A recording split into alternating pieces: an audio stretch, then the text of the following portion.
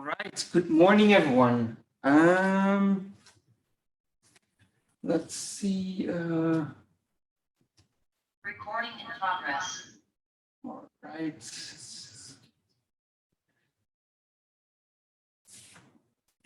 So, good morning, everyone. Welcome to the first webinar in this Explained series. So, in the Explained series, we'll go through a number of basic technologies.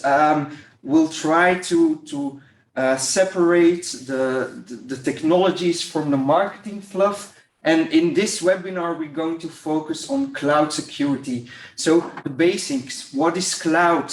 How is it composed? What can you secure in the cloud? And then we'll also have a look at how we can help you with that, of course. What products can be included in the cloud, and how does a vendor look at cloud? Very important. So I'm Jetse Meijers. I'm pre-sales engineer at Exclusive Networks. My main focus is on Fortinet, SentinelOne, Proofpoint. I mainly do pre-sales. I also teach trainings and do implementation services. And today I will be your host for the technical part of this webinar. In the second part of the webinar, we're also going to see Stefan Leroux, who will give you some more insights about how a vendor looks at cloud. We have a chat box, so if you have questions, you can always put them in that box. If something is not right with sound, please do mention it in the chat. And if everything is all right, well, let's kick off. So what will we tackle in this presentation? We'll look at the basics, as I said, then responsibilities, very important with cloud. Who is responsible for what? If I'm spinning up a machine in the cloud, yeah, is it your responsibility? Is it my responsibility? What happens when something goes wrong? How about migration and secure migration? And then we'll close the technical part with a view on cloud security and how you can secure that cloud environment. And then for the second part of this webinar, as I said, we're going to meet Stefan, who will give a look on the vendor's perspective. First of all, what is cloud? And I'm sure that if I ask this question to any of you, I will always get different answers. What is cloud? For some customers, it's Microsoft 365. For other customers, it's Dropbox. You maybe have your own private cloud. Maybe you're in an app development environment where your cloud is Kubernetes. So it's a lot of terminology, a lot of things that can be cloud. But if we have a look at core, then we have a look at the definition of cloud. The definition of cloud, and this is the one defined by NIST. So NIST defined a definition where they said, well, cloud computing is a model for enabling ubiquitous, convenient, and on-demand network access. And that's very important. This ubiquitous, convenient, and on-demand.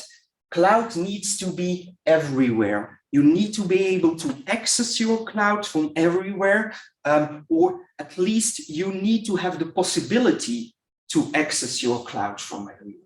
It should be convenient. You should be able to spin up something in the cloud with your own knowledge. I won't say it's easy, but you should be able, with the proper knowledge, to do this without consulting maybe your cloud provider to ask whether they can do something. So you should be able to manage it yourself. On demand, up, and I want a new cloud machine. That's on demand. I want it now, and it should be possible to spin up some resources on demand. Now, next, what we have, access to a shared pool of configurable computing resources. And there I would like to stress the computing resources. Cloud is not only storage. Cloud is not only email, cloud is not only Teams, Microsoft 365. It can be a lot further. Cloud are also your networks in the cloud, your software-defined networks, your servers, your storage, applications, services. All of that is cloud. All of this can be included in the cloud topology. Last time we see here, it should be rapidly provisionable and also with minimal management efforts. Rapidly provisionable, again, hub, and I want something to spin up in the cloud. Your cloud provider is responsible for delivering you the backend, for delivering you the infrastructure, and you can use that to your own free will. You should be able to create resources instantaneous. And here we have the minimal management again, which is again about your own management. You should be able to, for example, create a software-defined network in your cloud environment, whether that's a public cloud like Google, Azure, AWS, or maybe on your own private cloud, without having to request your cloud provider to create that network and give you access. So you should be able to manage it yourself. And NIST defines this cloud model in 5 characteristics, 3 service models, and 4 deployment models. So let's have a look at characteristics, and this is also what we've seen in the definition. So maybe we should start at the right-hand side of the screen, on-demand self-service. And I clicked too soon. So on-demand self-service, you should be able to request the resources yourself, and the backend shouldn't be your problem. It is provided for you. You should only use it. You don't need to wait for maybe Azure to spin up another server rack. No, it should be on demand. If we then have a look at the left, broad network access. It should be reachable from everywhere in the world with convenient methodologies. So you should be able to access it with your thin client, thick client, over the traditional protocols. For example, web GUI should be accessible through HTTP, HTTPS. Rapid elasticity. If I want to clone my VM in the cloud 100 times, I should be able to do that. These cloud providers are sized for that. They have data centers, and that's what cloud is all about. You should have that elasticity to create something whenever you want. And also the measured service is really important. You pay as you use, as we call this. I'm only paying for the CPU hours that I'm using, and not an upfront cost. Resource pooling, very important in cloud. It's basically the backbone. You also see it at the bottom of the screen. Your cloud provider is responsible for all the resources. They will make sure that your environment is separated from someone else's environment. That's the resource pooling. But keep in mind, my machines can be on a server with the machines of maybe a Chinese company. That's very good possible. Why is this? Because you share the environment, but your cloud provider will make sure that your environment, or you share the physical environment, but the cloud provider will make sure that these environments are logically divided. If we then have a look at the deployment models, and probably you will know public, private, hybrid. I've also used the terms a few times already. And then we have community. So very quick, public, you probably all know them. AWS, Azure, Google Cloud. Then we have private. Private is in your own data center. It's your own VMware environment, for example, where you have the complete management of that device, of that system in your own hands. Hybrid, something in between. And often we see that a move is made, for example, from private to public, but we often also see that a move is made just from private to hybrids. Why is this? Because in a private environment, your private cloud, you have your own data. You don't need to send them over the internet.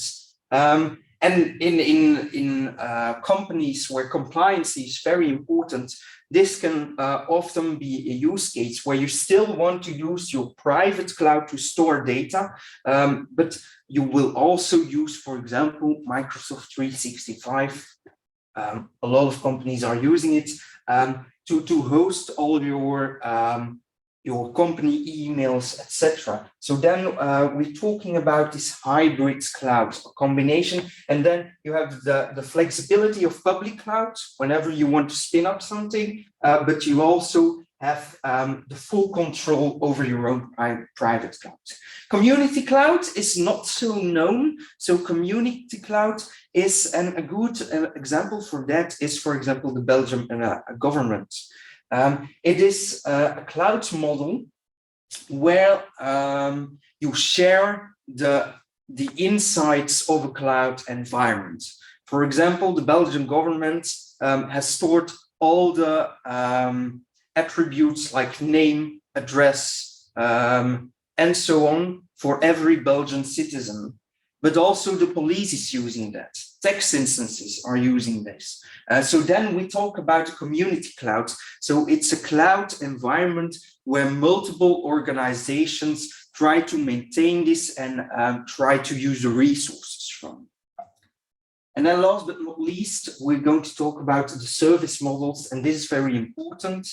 So we have SaaS, software as a service, PaaS, platform as a service, IaaS, infrastructure as a service.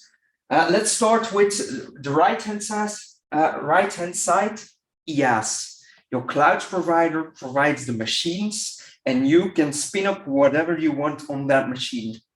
You are responsible for the management for all the software on that machine, and cloud provider is responsible for everything below. So that means hardware. If we then take a step to the left, you'll see PaaS, platform as a service. It's where you can use a platform, let's say a kind of OS that your cloud provider has built, and that you can leverage to spin up your own resources. This is often used, for example, when you want to spin up applications. Your cloud provider provides the backbone, provides the environment on which you can spin up, for example, a cloud application, a web application. SaaS, software as a service, we all know it's pre-built, it's like software, but then in the cloud. And yeah, you just need to configure it. So it's very important to make that distinguishment between these models. And if we're talking about these models, responsibility is something that often comes in our minds. Who is responsible for what? If we take a look at the left-hand side, we have on-premise. So for on-premise, it's very clear, right? So you are responsible for everything, from physical security, your servers, to all the way up to configuration, networking, etc. We have a look at IaaS, infrastructure as a service. Your cloud provider is responsible for all the hardware and virtualization, but from the virtualization layer, you are responsible as a customer.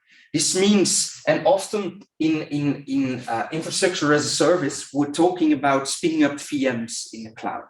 You are responsible for the OS, the operating system of your VM. You need to make sure that it is patched. You need to make sure that the applications that are running on your VM are also patched or secure, because whatever comes in and happens in that application, whatever that happens on this operating system, it's your responsibility. If someone tries to get in, he manages to get in, the cloud provider will say, hey, we delivered the hardware. We have nothing to do with whatever you run on the hardware. So that's very important. you have a big responsibility with infrastructure as a service, not only for securing all of these, but also making sure that they stay up and running. If there is an issue with your operating system, yeah, you should fix it. It's your operating system. With platform as a service, you can see a lot more orange bars. So then we're talking about applications. So platform as a service, that you can spin up your own applications, like the example I've given, a web application. Also, Kubernetes is a good example, spinning up containers, etc. These are applications, and you are, of course, responsible for the application that you're spinning up in that environment. You are, of course, responsible for the networking stuff. So why is this half a bar? Because, yeah, networking can be physical, and that's, of course, the responsibility of the cloud provider. They need to make sure that a cable is connected to the server. But you are responsible for the security part of that networking. You are responsible for the routes on that machine to make sure that everyone can access the application, etc. So you have more responsibilities. And then if we have a look at SaaS, so software as a service, it's basically all about data, access, and configuration. So data, whatever comes in your application, it's up to you. So cloud provider doesn't care. So you need to make sure that the right data comes in, but also that your data that you store is secured. Same for access management. You need to make sure that your application is, or the SaaS platform in this case is properly secured by using strong passwords, multi-factor authentication, and stuff. Privileges, for example. Configuration, always up to you. And you can see this with every model. Configuration is always up to you. They don't care about configuration. They just give you an application, they give you a software, but you are always responsible for the configuration. If you misconfigure something and something goes wrong, yeah, it's up to you, it's your fault. Let's also have a look at migration strategies.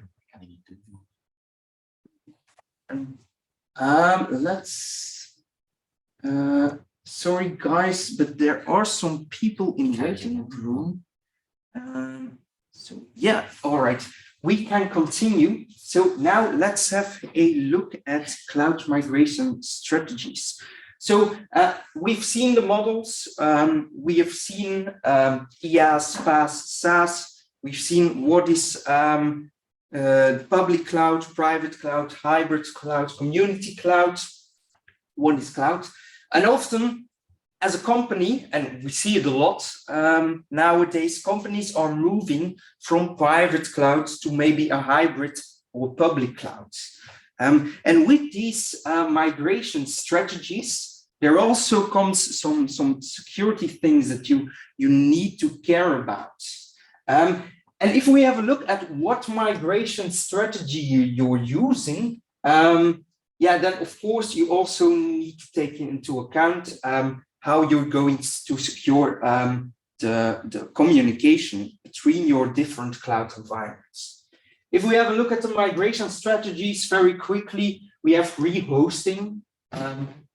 Maybe you know it by lift and shift. It's just, for example, a VM, you pull it out of your VMware environment and you put it in the cloud. That's it. So no other configurations, just pull, lift and shift. Refactor, there you're going to redesign the architecture of your cloud application. But the application still uses the same. So you can, for example, use the networking specific to the cloud and stuff, but still your application will stay unchanged. If we're going to look at revise or re-platform, then we're also going to leverage some cloud resources, let's say. For example, using cloud databases. You still use your application, but instead of also spinning up or managing the database yourself, you're going to use the database which is provided by your cloud provider. Rebuild means we're going to completely rebuild your application. And this is often the most time consuming, but sometimes it also gives best results. You're going to create a cloud native application instead of your on-premise application just migrating to the cloud. So it's a complete rebuild of that application. Last thing, replacement. And then you just get rid of your application. So this means I'm not going to use my own application anymore. I'm going to use a SaaS application, which is available already on often the internet. If we then have a look at security between those clouds, and this is especially important when you are migrating or when you decide to just migrate from private cloud to a hybrid cloud environment, there are some things that you need to consider. For example, perimeter security. How are you going to secure the communication between public cloud and private clouds? Are you going to use VPNs? Are you going to expose your public applications on the internet? Are you using APIs? How are you going to secure these? So that's all about perimeter security. And it's something that is often very important, especially in your cloud environment, because cloud networks don't work like on-premise networks. For example, a cloud machine in a lot of cloud platforms has direct internet access. So that you can directly serve on the internet whenever I create a VM on a cloud platform. And they also don't follow the networking rules, let's say, of on-premise. This means on-premise, you need a gateway, you need a router to access the internet, and that router, or in better case, a firewall, will make the decision what should be distributed to your cloud application. So that's important. And in cloud applications, it doesn't always work like that, because you can also do routing and security on subnets and not by using a gateway. So it's very important to think about that and to create a strategy to make that transmission of data possible between your two clouds. If we're then going to talk about transmission security, then we're essentially talking about how did we do this migration? And for example, especially if you are using, for example, a private app with a public database that you host, for example, in public cloud, how are you going to secure that connection? So make sure that it's always secured whenever it goes over the network. If we talk about storage security, we've already seen this in the responsibilities. If data is coming in a cloud environment, it's up to you. You are responsible for securing the data, for also sanitizing the data, that only the right data comes in your cloud environment. And lastly, we have management security. And this is all about identity and access management, privileges. So who can access your cloud, who can access your public cloud, private cloud, how can they access these? Do they first need to go to your private cloud and make use of a jump host to access that public cloud? That's all about that management security. The egregious 11. If we're going to talk about cloud security, really specifically, then we're going to use the egregious 11. And it's 11 topics that are combined by the Cloud Cybersecurity Alliance. And these are topics that are on top of mind with people who daily use cloud environments. Often you will see that it is about public cloud. And it's it gives a good view on what are the main concerns in the industry if we talk about clouds. It's prioritized from most important to least important, if you can say this.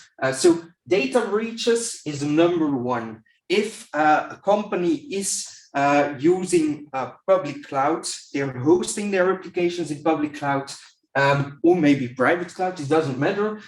Their main concern are data breaches. A database which is exposed on the internet, intruders who succeeds to come in on the on your database, for example. Misconfiguration and inadequate change control. I will come back on this in the next slide. And also the lack of cloud security architecture and strategy is one that I will come back on in the other slides. Insufficient identity, credential access, and key management. It's all about privileges. Are you using, for example, strong passwords, multi-factor authentication? If my user is just a network admin, should I be able to also manage the security of your cloud platform? So that's very important to think about.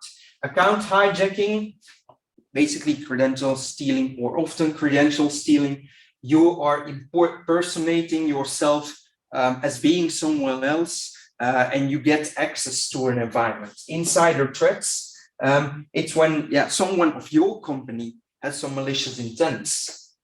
So insecure interfaces and APIs. If you are exposing an application or an API on the internet,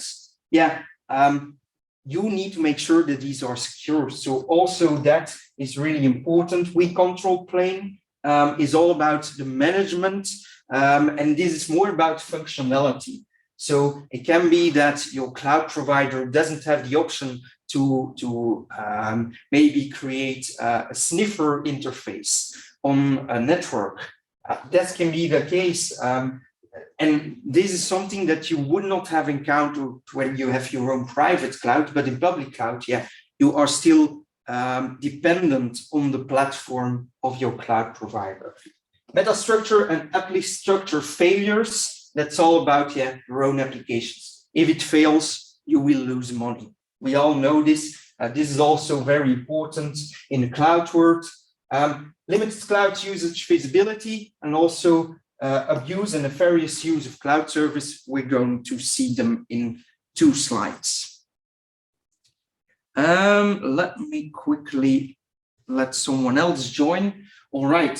So here we have on #2, misconfiguration and inadequate change control. And this is very important. You are responsible for your own configuration. It's your environment. You should be able to configure this properly. So analysts predict that by 2023, 99% of the risks will be a result of misconfiguration. So therefore, it is really important to think about, what am I doing here? What are the principles that this environment is using? Permissions. Who is responsible for what, and who should be able to manage what? Credentials, of course. Don't use default logins, please. Use multi-factor authentication whenever it's possible. Security controls that you maybe disable, and we see this a lot when we're developing something in the cloud, or we're just spinning it up. It's easy to just tick off the security boxes, because then it's easy to reach your VM, for example, in the cloud, but make sure that you don't disable them forever, of course. Unsecure data storage, we already talked about that. And this is in conjunction with containers. Lack of cloud security architecture and strategy. It's all about, how are you going to set up your environment? Very important. And this is often something that is missed.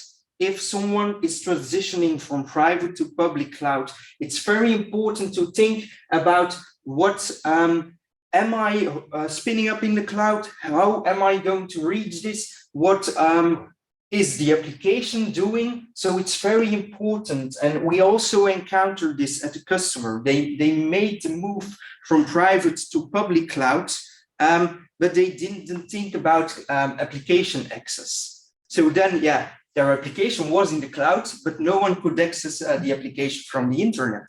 That's very important, right? So it's really important that you think about the architecture also in your public cloud environment and develop a strategy for this. We often see that cloud is sometimes really hard to manage because, yeah, you cannot see anything. You don't know, yeah, you have a list of networks, but how are they interconnected? Yeah, with on-prem, it's easy. You just see the cable running. You see it terminating in a firewall, for example. You see your racks with servers. It's easy. You know this machine needs to be secured. This link to my firewall needs to be secured. In cloud, it's sometimes not that visible. So therefore, the architecture and strategy are very important. And this also comes in mind when we're talking about, of course, these responsibilities that we've seen at the beginning of this webinar. Number 10, also one that I would like to highlight, limited cloud usage visibility. So this can be, for example, when you're using unsanctioned apps. What are unsanctioned apps? These are apps that are not meant to be in use in your company. It's called shadow IT. Maybe you've heard of that term already. So you're using your own private Dropbox account or whatever to share company resources. And you don't have, of course, the visibility in this unsanctioned app use. Or maybe it's sanctioned app misuse. You have some applications and you're misusing them to, for example, share, if we're talking about insider threats, use your company's resources to share malware files, for example. So therefore, visibility is key. You need to know what is in my cloud, what are my users using on the cloud, whether it's my cloud or not. So monitoring and visibility is very important on that. And last one, abuse and nefarious use of cloud services. And this is not really about your clouds, it's about the attacker's cloud, because attackers know it as well. They also use the cloud. And it's easy to maybe whitelist all the IP ranges of maybe Google Cloud or AWS. But that also means that if an attacker is using AWS, you're also whitelisting his IP address. So it's very important that you also think about that. Cloud is not secure by default. You should see the cloud as a hostile environment, unless it's your own environment and you have full control over what you are doing in your own cloud environment. So we see DDoS attacks. It's easy to spin up machines in the cloud to create resources for distributed denial of service attacks, email and phishing campaigns. For example, with domains which are available on the internet, mining, whatever. But also click fraud, brute force attacks. In the cloud, you have a lot of resources, and you can use these resources also for malicious intents. And pirated content is also, you can host whatever you want in the cloud. It's not up to the cloud. It's up to you what you're hosting over there. So, and now we're arriving at the real security, core security of your cloud. So, and therefore I would like to use a small whiteboard overview to maybe summarize what we have seen in the clouds, what we've seen in the previous slides, and also where we can secure and what ways we can secure our clouds. So I'm going to switch on my pen. There we go. And let's start with drawing our cloud platform. So this is the cloud. cloud platform. This can be on-prem, can be a public cloud. It can be Amazon, AWS. It can be Google Cloud, Alibaba Cloud. I don't know what else exists.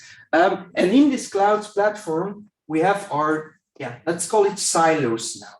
We have infrastructure as a service. We have platform as a service, PaaS, and we have software as a service. So these called cloud SaaS applications. If we first have a look at SaaS, maybe, the most common example is Office 365. Microsoft 365 now, but I think it's weird to write M365, so therefore I'm still using Office 365. So it's all about mail. Mail hosting is also a cloud feature that you can use as a SaaS platform. Maybe Azure AD, also very known, or maybe storage. For example, Dropbox can also be a cloud service that you're using. How can we secure these? Well, then we need to have a look at what the application does. So you will see the measures that we can take over here are very focused on the application itself. For example, email security for securing your email environment. For example, AD security as well. Dropbox, then you can maybe have a look at CASB. So a cloud access security broker, which is basically a mechanism where you can define what goes in and goes out on your cloud environment. If we have a look at PaaS, then we're talking about their own or own applications that we spin up in the cloud, or maybe databases that we're using in the cloud. A third example, Kubernetes, containers, and how these are all managed. So then we are responsible not only for the application and the configuration itself and for the monitoring, but also about, how does my application behave? I need to make sure that my application is secure. And if we're talking about application development, for example, then you will often see a term called DevSecOps.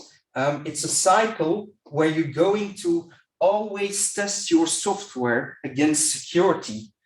So that's very important. You need to make sure that your application is secure, that you're spinning up in the cloud.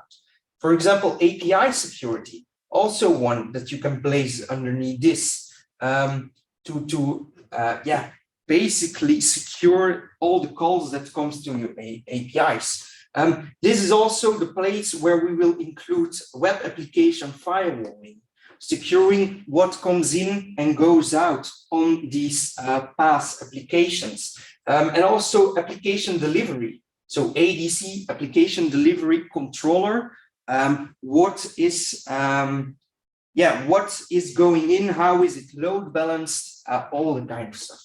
If we then talk about IaaS, we're talking often about VMs, scalability, and these VMs, we call it, these are your own responsibility. So you are responsible for the OS. So this means that you're also responsible to monitor these, to see whether they are up and running. Maybe patch management. Are they properly patched? Are they using the latest security updates? So are these systems patched? What else can we include over there? For example, EDR solutions, etc. You are responsible for the operating system and everything can be in. And maybe EDR can also be in for example, clustered environments where you can also use scanning. By the way, EDR, endpoint detection and response, you can see it as an next-gen antivirus product where it will look at malicious behavior to maybe stop an attack.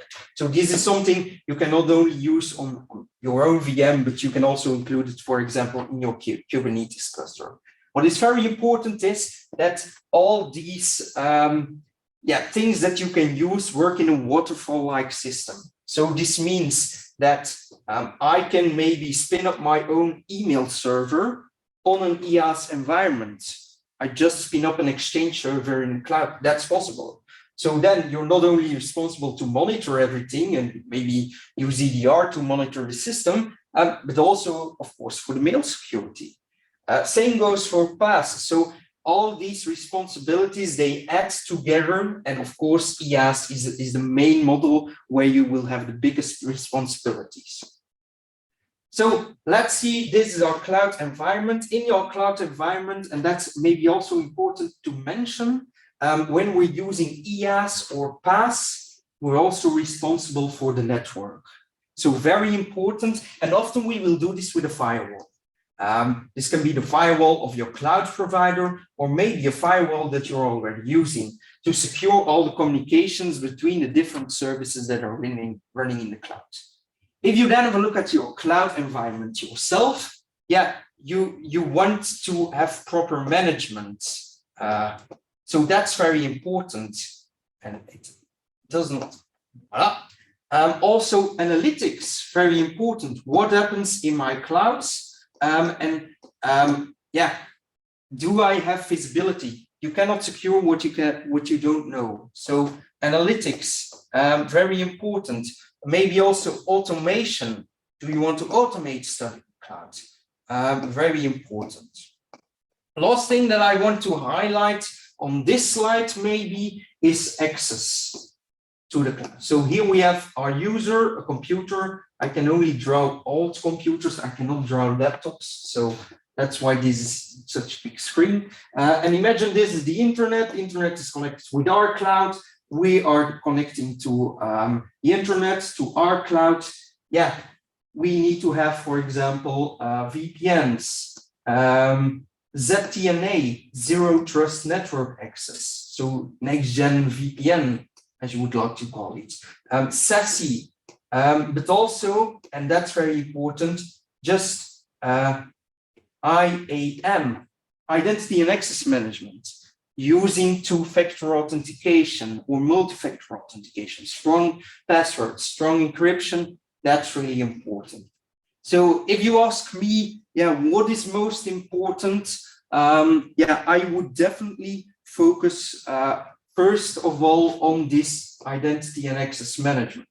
Really important. It's easy to implement. Most of the time, it's just configuration. Second, networks. I already said networks in the cloud don't work like networks on-premises networks. So therefore, it's always very important to have a look at these. Are the applications limited to only the resources that they should be able to access? Also, your system itself. And then we're talking about maybe EDR. And I don't say that it needs to be in this priority, but these are the main important things that you need to think about. So you need to secure your systems. This also goes hand in hand with securing your applications that you're running. So for example, this DevSecOps, also very important. And then, of course, what comes in and goes out of your cloud. And this can be, for example, CASB, email security, where you really define, is this all right when it enters my cloud? So I would place these as the 5 main topics that you need to think about. Of course, it's dependent on every customer's network and needs. Basically, these are the first things that you need to look at.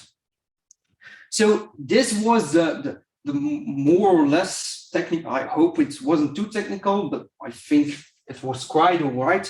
So this was the overview of what cloud is, how can you secure it, but really important also for you as our partners is, how do vendors look at cloud? How are they managing the cloud? Do they have a strategy? And what products do they have for securing that cloud? And therefore, I invited Stéphane Leroux, who is our business development manager, and he can speak and talk way more about that than I can. So yeah, thank you, Stefan. And, Thank you. Yes, stage is yours. thank you for the great introduction. Cloud is driven by different teams. In most cases, it's driven by DevOps teams. As Jetsen already explained, there are a lot of options to move to the cloud, to have another way of seeing at the cloud. And this could also be a little bit of a threat. And you know, if companies are thinking in silos, it is an opportunity for hackers to get in. And there are different teams using a different security approach for their on-premise installations and for their cloud installations. So what we suggest is to use the same vendor. For instance, Fortinet is one big player, and they're one of the bigger security players. And a few years ago, it all started with the little FortiGate, the white box that was in the center of your network. For a lot of companies, it is still at the center of their network, but the network gets expanded. So at this stage, you have your own network with your own perimeter, and on top of that, you have a cloud perimeter. And we think, and we just know, that it's better to use the same vendor for both perimeters, so that you can have the same way of building up your security, you can have the same way of building out policies, so that you can have a better view over the entire attack surface and reduce the risk, of course. So therefore, very quick, a few slides about how Fortinet will see the cloud. In the beginning, Jetsen told me, yeah, it's not about marketing slides. It's just an explanation. And from the moment I entered this stage, there is more marketing involved. So the first one is a little overview on how cloud security can be built. And as Jetsen already explained, there are a lot of options and a lot of ways how you can build, or you can go your journey through the cloud. What we like to show on this slide is that Fortinet has a lot of solutions within that portfolio that but it's also possible to get that cloud security on top of it. So the main drivers for cloud security, already also mentioned by Jetsen, it's very fast. The cloud adaptation is here, it is moving. A lot of companies are using a multi-cloud strategy at the moment. It's not something they decide on, but it's just, okay, you have a team that wants to build something new and they want to move based on requirements of cost base to another cloud provider. And suddenly the security team needs to manage 2 different cloud environments. Very difficult, but that are real life situations, even in Belgium, and it's multi-cloud. It sounds very big and very huge, but in a lot of cases, it's just a reality for a lot of companies. Top of that, decentralized, of course, the cloud can be everywhere. Applications can move from cloud 1 to cloud 2, can move back internally when they want to work on it, or there's another way of doing that application. And of course, yeah, heterogeneous. A lot of employees also use other cloud applications. They're using their own applications. You have then, of course, the shadow IT, as Jensen already mentioned. How you will manage it? How will you control all that different way of going out of your network? How Fortinet looks at it, there are 3 different ways of looking at the cloud. Let's take the one that everybody is using, Office 365. The consumer is using the cloud for his mail. On top of that, you have the migrate. There are applications that are moved to the cloud. Most cases, not the crucial or the critical application. It is, for instance, a database with documentation that is just moved to the cloud, so it's easier for all employees to access it. If it goes down, it's not a disaster. It has no real impact for your production. And the last one, the one that Jetsen explained the most about, building cloud native application using Ansible, Kubernetes, and build application that are cloud native. That is the last way of using the cloud. So what can Fortinet offer for all those ways of consuming the cloud? Well, of course, you have visibility and control. The FortiGate. You can deploy a FortiGate in the cloud, and it can offer you the same visibility and the same control as you have on-premise. Top of that, application security. A lot of those applications are using HTTP, HTTPS, so it's all coming back to application security. What is happening? What traffic goes in? What traffic goes out? How do they make the connection? Do we need to work on those connections? That's something that you can manage through application security. And the last one is secure connectivity. How do you move in your cloud? How do you connect to your cloud? And Fortinet has a lot of solutions that you can place into the cloud environment, or you can secure your cloud. Is Fortinet unique? No, I have to be honest, there are also other vendors that can provide that solution. Even the cloud providers can offer you a solution like that. But then again, you have the risk of moving to a few of silos within your organization. And that is, of course, like I mentioned before, that's a real threat. If you're using the same vendor, the same way of building up your security, you can just provide more security. You can just provide better security, and you have a better overview of what is happening. The next slide gives you an example, of course. It's really easy. You have a branch office, you can make a connection to a cloud environment, and you can have, of course, a VPN tunnel going from to one interfaces. What we like to say out is that Fortinet is able to work together with a lot of other vendors.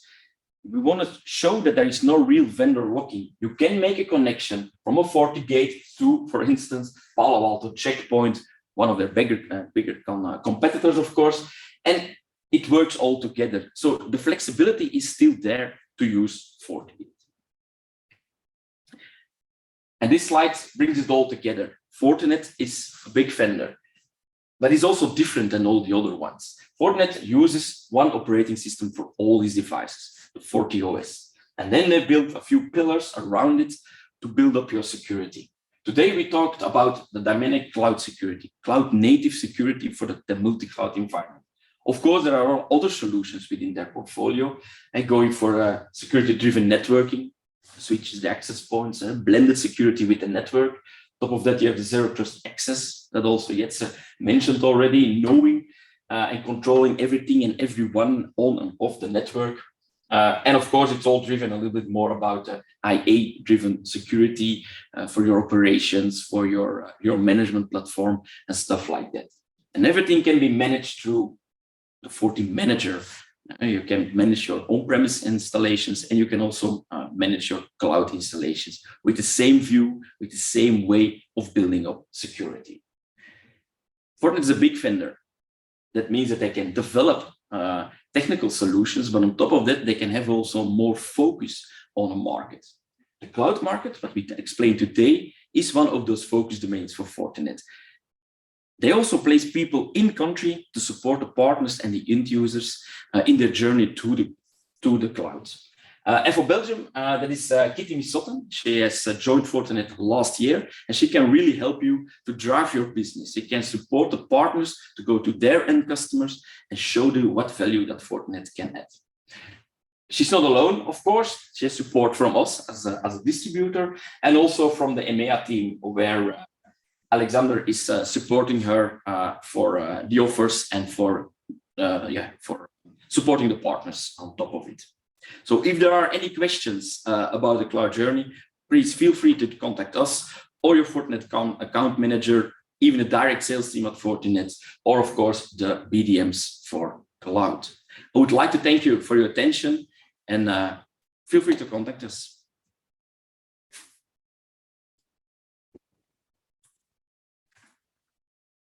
All right, so please, if you have questions still popping up in your mind, just put them in the chat. Maybe we'll leave the session another 2 minutes open until 11. So if you have questions, do not hesitate to put them in the chat. And maybe if we don't know the answer right away, we can also send you an email for follow-up. So thanks from my side as well for being here in this webinar. For your attention, and I hope to see you very soon. Bye-bye.